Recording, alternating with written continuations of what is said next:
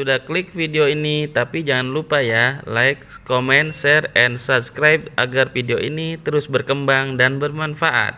Salam petani cerdas, eco farming, lahan subur, petani makmur.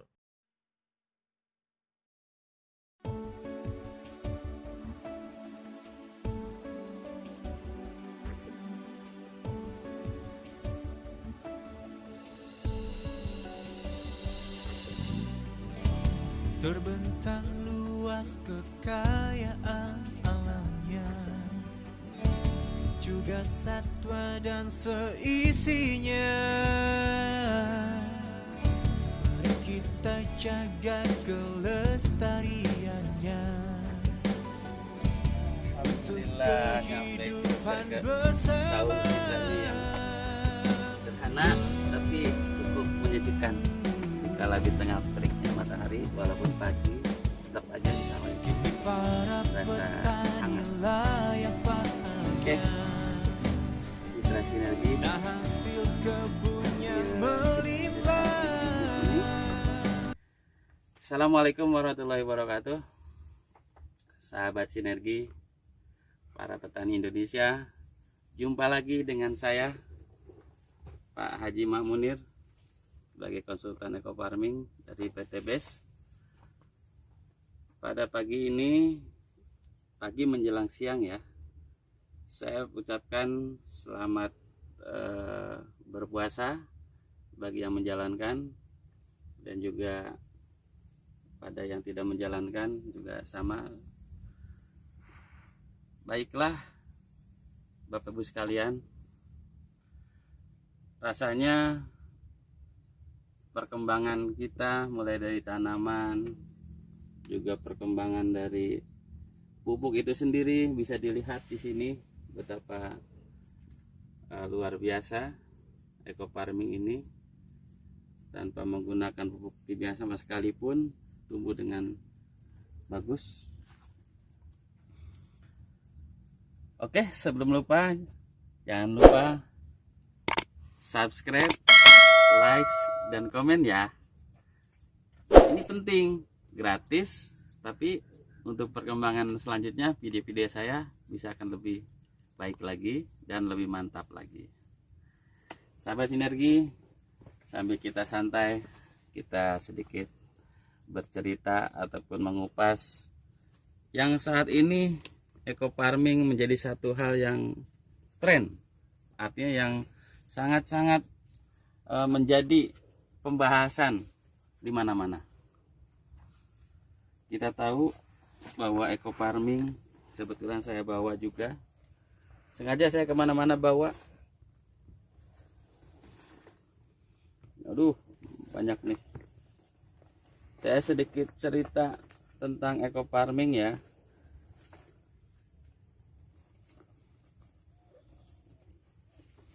Ini ada 3, kebetulan saya punya sampelnya.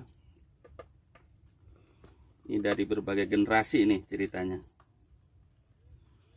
Yang pertama, ini eco farming yang model lama, yang boleh dikatakan modelnya bentuknya kering ya. Bisa dilihat. Nah, kering. Ini tetap diproduksi oleh PT Bio. Dengan catatan ada pembedanya di hologram ya.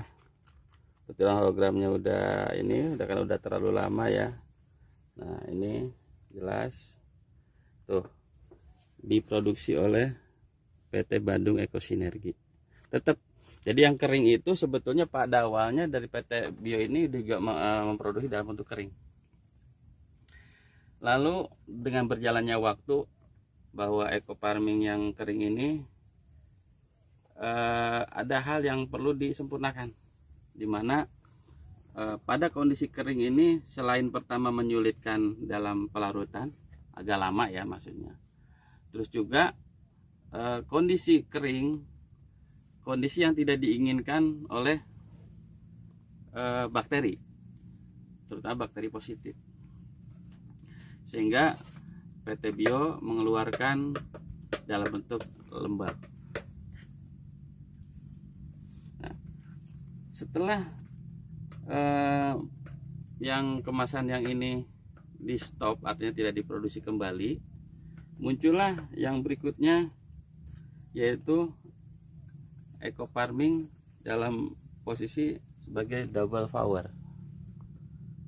Nah, double power ini sama, satu produksi dengan PT Bio. Nah, makanya di sini ada konsultasi selanjutnya lewat PT Bio. Jadi tetap produksi dari PT Bio. Nah, ini pada awalnya baik yang pertama nih, maaf ya, yang pertama urutannya ini pertama, kedua ini masih dalam bentuk yang memang belum ada izin edar ya untuk kalangan sendiri, tapi dalam proses. Nah, dalam proses, nah ini kelihatan nih logonya asli PT Bio yang masih kelihatan. Nah, lalu setelah munculnya ataupun setelah keluarnya SK Menteri ya, dari Menteri Pertanian, izin resmi keluar, maka disempurnakan lagi, bentuknya hampir sama, cuma ada tulisannya New Formula ya, New Formula. Jadi lihat New Formula. Terus juga di sini ada komposisinya ya, jelas. Terus juga sama diproduksinya oleh PT Bio. Ada kelihatan ini resmi ya. Jadi ada produsen atau memproduksi pupuk itu sendiri. Nah, ini SK Menterinya ada di sini tulisannya tuh.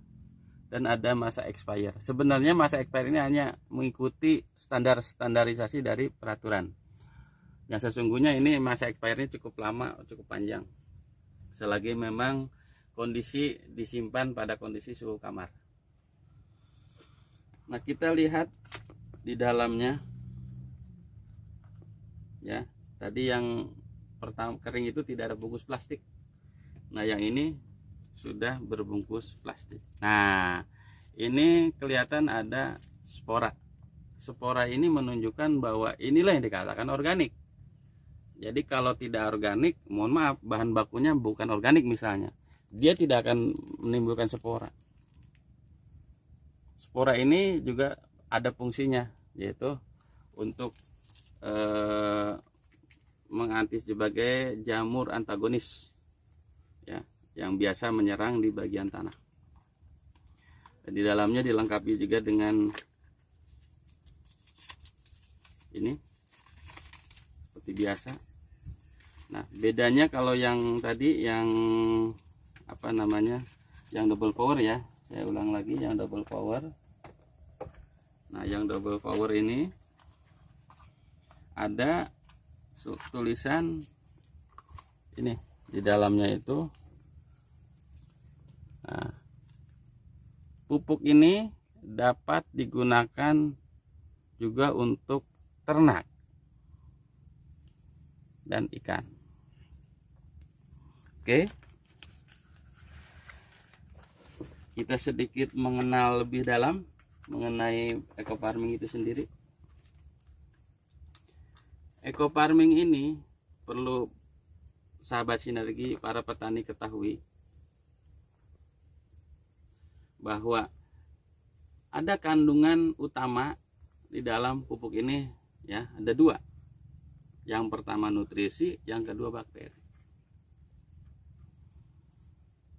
Kita ambil yang utamanya adalah bakteri. Kenapa saya katakan ini utama? Karena disinilah kerja bakteri nanti akan mengembalikan proses restorasi kesuburan lahan. Nah, bakteri yang ada di dalam ini diantaranya berfungsi sebagai penambat nitrogen, dimana dengan proses fiksasi, dimana kita dengan adanya hadirnya bakteri itu, nitrogen yang akan diserap oleh tanaman itu bisa dibantu oleh bakteri dalam proses fiksasi, sehingga nitrogen bisa dibentuk dalam bentuk nitrat yang biasa diserap oleh tanaman. Yang kedua, ada bakteri yang fungsinya mengurai pupuk kimia sendiri, yaitu khususnya fosfat. Karena fosfat ini pada umumnya pupuk kimia yang proses penyerapannya maupun proses rilisnya itu cukup lama, bisa sampai 2 bulan gitu. Terus yang ketiga itu ada namanya bakteri pengurai bahan organik. Nah, berkaitan dengan bahan organik ini, tentunya ini berkaitan dengan pola yang sudah berlaku di umumnya petani nih. Kadang-kadang rasanya malas untuk menambahkan bahan organik semacam kayak kotoran hewan, bahkan jerami-jerami seperti padi ini setelah dipanen dibakar begitu saja. Padahal itu jangan dibakar. Baiknya dipangkas, diratakan, nanti setelah itu ketika ada air kita semprotkan dengan ini juga. Nah, ini fungsinya untuk pelapukan. Nanti dekomposisasinya di situ. Nah, kenapa saya katakan ini pupuk eco farming ini merupakan sasaran utama adalah tanah. Karena selama ini seringkali yang namanya pupuk untuk tanah itu kurang disentuh. Kebanyakan pupuk tanamannya saja. Nah, disinilah perbedaannya. Nah, yang kedua, bagian daripada fungsi utama eco farming ya, yang tadi kan sebagai restorasi lahan. Yang kedua, mengandung nutrisi. Nutrisinya ada 13 macam, dikelompok menjadi 3. Yang pertama ada namanya pupuk makroprimer. Apa saja pupuk makroprimer itu? Satu yang dikatakan nitrogen. Yang kedua ada fosfat. Yang ketiga kalium. Petani sering mengenal namanya NPK. NPK macam-macam ininya, mereknya. Ada Fosca, ada Mutiara, ada Yara dan sebagainya. Nah, yang jelas NPK itu termasuk tergolong pupuk yang paling dasar dan penting digunakan. Makanya petani pada umumnya menggunakan jenis NPK. Ada NPK yang komposisinya 16-16, ada yang 30-68, ada yang 17-25 dan sebagainya. Banyaklah perbandingannya. Nah, itu di sini sudah ada NPK-nya. Lalu berapa komposisinya? Bisa dilihat tadi ada di komposisinya.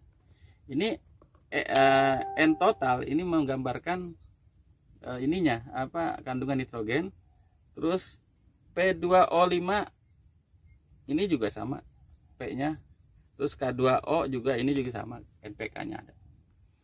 Nah, yang lainnya seperti pupuk makro sekundernya ya, 3 juga. Ada kalsium, ada magnesium, ada sulfur.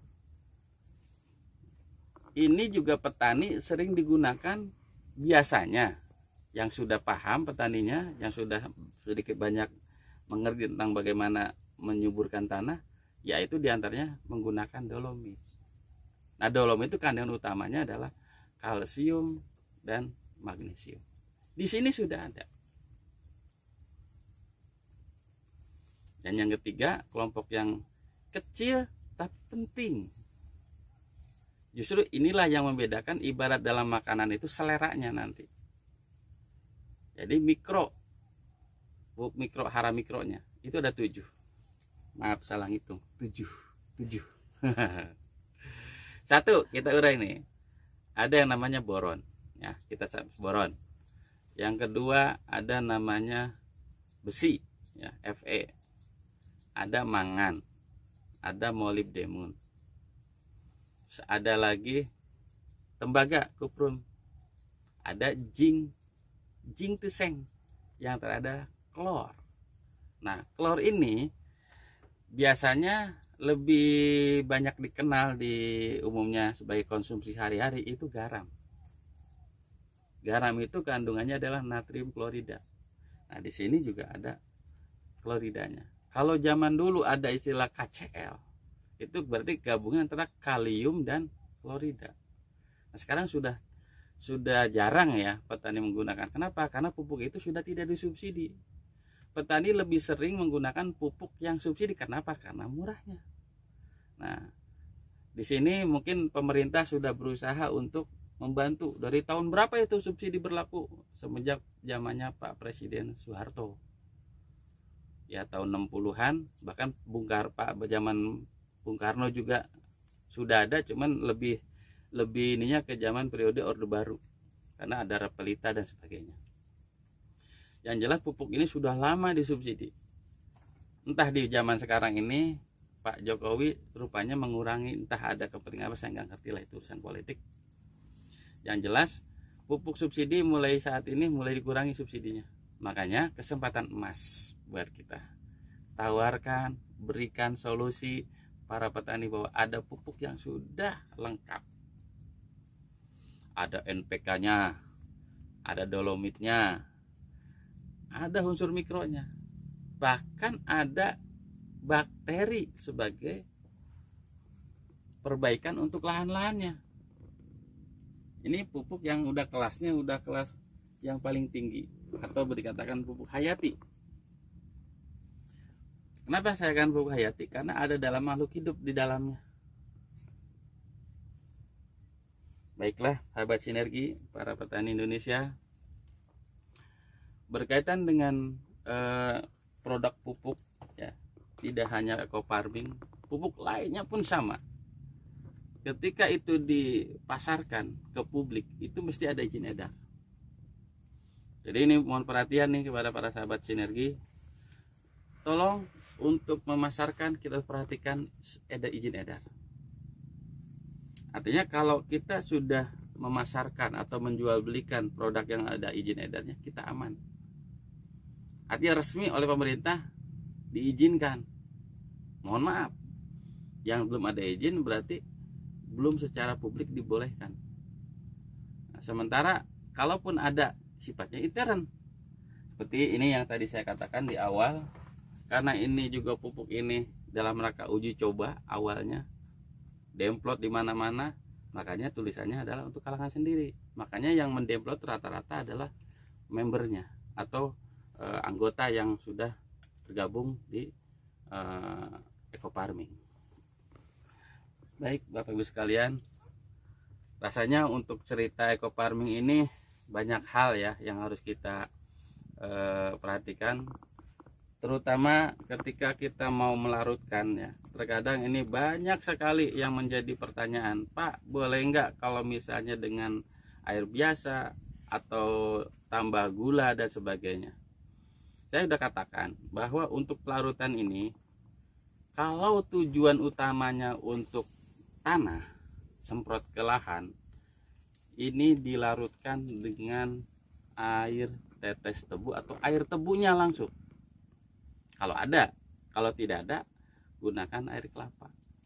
Di situ sudah ada gula, zat gula dan alami, aman. Jadi saya pesankan bahwa untuk sasaran lahan silakan gunakan air kelapa atau air tebu tanpa harus ditambah gula. Mohon maaf, gula-gula yang dikatakan ada gula aren, gula pasir, itu tetap aja prosesingnya itu mungkin ada pengkristalisasinya atau ada yang memang kita tidak tahu apakah berbahan kimianya berapa persen, kita nggak tahu. Tapi yang nama air kelapa itu murni dari alam. Masuk tebu juga sama. Ternyata yang alami itu sangat menyehatkan. Terus bagaimana kalau misalnya untuk sasaran yang berikutnya tanaman? Karena kita selain mupuk tanah, kita juga pupuk tanaman. Nah, kalau tanaman akan lebih aman, gunakanlah air aqua yang 1,5 liter atau air mineral yang tujuannya air itu steril, aman dari kontaminasi bahan-bahan kimia. Nah, mohon maaf, petani kadang-kadang melarutkan pakai air yang ada di ini. Ini mohon maaf, air yang di sawah itu juga belum tentu steril kalau sawahnya menggunakan pestisida. Mungkin aliran air yang ada di sekitar pematang pun bisa aja itu mengandung ini. Cuman ya nggak tahu kita kadarnya berapa persen, kita nggak tahu.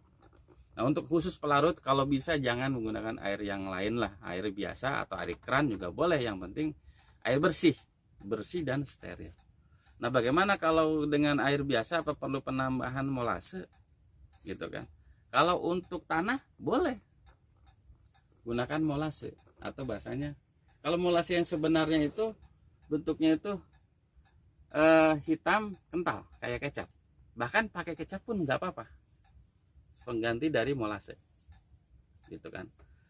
Selanjutnya yang tadi saya katakan, untuk pemupukan ke tanaman ya, jangan gunakan larutan gula. Nah, ini sering banyak terjadi rekan-rekan, khususnya para petani, juga para member yang mohon maaf kadang jadi simpang siur nih, mana yang benar, pakai molase apa enggak. Saya katakan, kalau pakai molase itu dengan catatan pakai air biasa. Kalau udah pakai air kelapa, ngapain harus pakai molase? Sekarang fungsi molase atau zat gula atau larutan gula itu tujuannya apa? Untuk nutrisi bakteri. Nah, kenapa saya anjurkan kalau untuk di lahan kita gunakan air kelapa, kita gunakan air tebu. Kalau tidak, misalnya air biasa ditambahkan dengan molase atau kecap misalnya. Tujuannya supaya apa? Supaya si bakteri itu berkembang lebih banyak.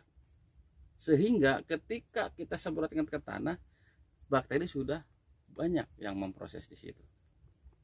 Lain cerita kalau tidak ditambah. Bahkan dianjurkan harus dimalamkan atau fermentasi 3 malam. Jadi kita hitung mundur, berarti untuk lahan H-5 itu standar dari petunjuk di sini. Plus 3 malam, jadi 8. H-8 harus dipersiapkan pelarutannya. Itu untuk lahan ya. Kalau tanaman sederhana. Jadi dengan air biasa yang saya katakan tadi dilarutkan, dan saya udah berulang-ulang katakan kenapa saya menganjurkan yang lembab. Karena Pak, itu mudah untuk dilarutkannya, lebih cepat. Jadi nggak ngambang begitu. Nah, dilarutkan saat itu ataupun sehari sebelumnya, atau maksimalnya atau minimalnya 15 menit sebelum digunakan bisa dilarutkan. Lalu disemprotkan langsung. Nah, penyemprotan ini dilakukan pada usia tergantung tanamannya. Tanaman apa dulu yang akan kita semprot? Padi kah? Cabai kah? Nah, ada satu hal pertanyaan nih seringkali. Pak, boleh enggak kalau kayak padi sudah sampai 5 tahap penyemprotannya, itu sampai udah 5 kali, berarti udah 2 bulan. Nah, kayak seperti ini nih. Ini posisinya udah lebih dari 2 bulan. Udah keluar malai. Paling tidak umur sekitar 65-an. Ya, 65 hari. Nah, apakah masih boleh disemprotkan lagi nih ekofarming? Pertanyaan seperti itu. Silahkan. Karena standarnya 5. Kalaupun mau ditambahkan, silahkan. Paling tidak 2 kali lagi. Sampai umur berapa? Sampai umur 85. Selangnya 10 hari. Dari 65 jadi 75, 75 ke 85. Silahkan. Jadi untuk nanti pengisian akan lebih maksimal. Karena ingat, di sini kandungannya juga selain ada bakteri, juga ada nutrisi. Nutrisi yang dibutuhkan untuk pengisian. Begitupun tanaman cabai. Tanaman cabai kan panjang umurnya tuh, bisa sampai, yang jelas semua tanaman yang di dalam tabel ya, tabel ini nih, kan semua yang tabel di sini itu mengacu kepada umur tanaman sekitar 2 bulan atau 60 hari. Padahal tanaman ini lebih dari 60 hari sampai panen. Apa masih boleh? Boleh-boleh saja. Cuman ke sana harus ada interval waktu yang rutin ya. Misalnya pas 10 hari atau misalnya 15 hari juga boleh. Bahkan maaf, ini di luar aturan yang sudah baku ya. Di sini ada jadwal untuk padi aja per 14 hari. Cabai pun per 14 hari. Bagaimana kalau dilakukannya itu lebih pendek, 1 minggu? Boleh tidak? Boleh. Itu tidak masalah. Kenapa? Karena disinilah kelebihan ekofarming ya. Yang pertama, kalau kurang itu jadi masalah, tapi kalau lebih juga bagus. Begitupun dalam tahap waktu aplikasi. Kalau misalnya 2 minggu emang tepatnya. Kalau misalnya di bawah 1 minggu, di bawah 2 minggu, jadi 1 minggu atau 10 hari, boleh tidak? Silakan. Artinya semakin pendek semakin, ya kalau misalnya sampai tiap hari mah ya kebangetan lah gitu kan. Nanti biayanya makin bengkak. Lagi pula kalau tiap hari udah terlalu ini, ya paling tidak seminggu sekali lah. Itu yang paling pendeknya. Nah, Begitupun di tanaman-tanaman tahunan seperti kelapa sawit, karet dan sebagainya. Di sini kan 6 bulan, 60 hari. Nah, bagaimana dengan yang tahunan begitu? Tetap aja kita ngitungnya per siklus masa pemupukan. Jadi kalau misalnya di sini hitungannya adalah 60 hari, 1 tahun adalah 365 hari. Anggaplah kalau 60 hari berarti sekitar 2 bulan plus masa pengolahan lah ya, atau masa jeda. Jadi paling tidak untuk 1 tahun bisa 3 sampai 4 kali. Dan biasanya kalau untuk tanaman tahunan mengikuti pola musim penghujan kah atau kemarau. Kenapa sih kalau dihitungnya berdasarkan musim? Ya kita dalam proses pemupukan tidak lepas air. Sekarang kondisi tandus. Nah, ini satu saran juga.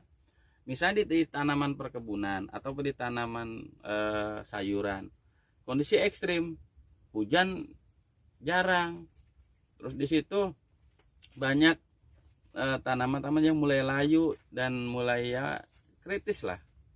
Nah, saran saya, jadi sebelum melakukan aplikasi ekofarming, siram dulu tanahnya biar beradaptasi dulu dengan kondisi air yang ada.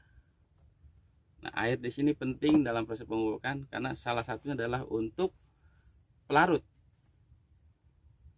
Jadi di sini fungsi daripada ekofarming akan lebih maksimal ketika kondisinya itu juga air tersedia. Nah, kurang lebih seperti itu ya tentang cerita bagaimana mulai dari perjalanan produk, terus fungsi dari produk, terus juga kita cerita tentang bagaimana hal-hal yang ekstrim ya. Saya kira kalau hal yang berkaitan dengan hama dan penyakit ini bukan bidangnya. Kenapa? Karena ini fungsinya pupuk. Hanya saja ada pesan bahwa dengan ekofarming tanaman jadi sehat, tanaman jadi kuat.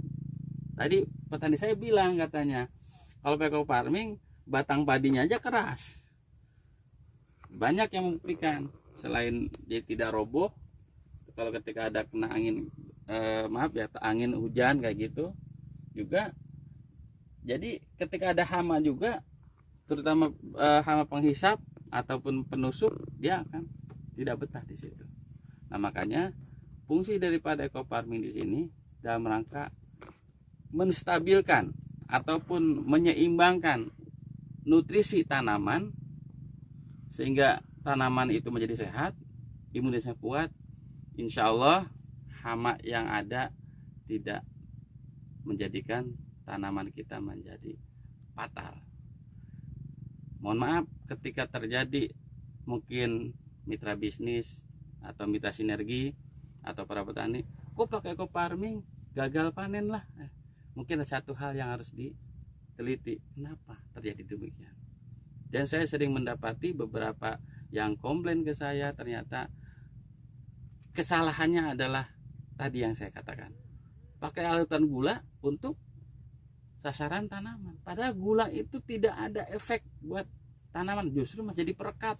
Kalau kena sinar jadi dia akan lengket, akan menutup stomata. Oke, kita itu saja dulu bahasan kami karena memang ini waktunya juga udah agak menjelang siang. Sekali lagi sahabat sinergi ekofarming, para petani Indonesia, di bulan Ramadan ini kita tetap semangat, kita tetap menjalankan aktivitas sehari-hari karena bertani tidak boleh berhenti. Pangan harus kita perjuangkan. Dan kita sebagai petani, kita sebagai pejuang pangan, jangan menyerah. Di sini sudah ada ekofarming sebagai sarana kita untuk menumbuhkan, untuk mengembangkan pertanian jadi sehat, tanamannya juga kuat, hasilnya juga bermanfaat insya Allah. Itu saja yang bisa kami sampaikan. Salam ekofarming, salam sinergi, lahan subur, petaninya makmur dan berkah. Assalamualaikum warahmatullahi wabarakatuh.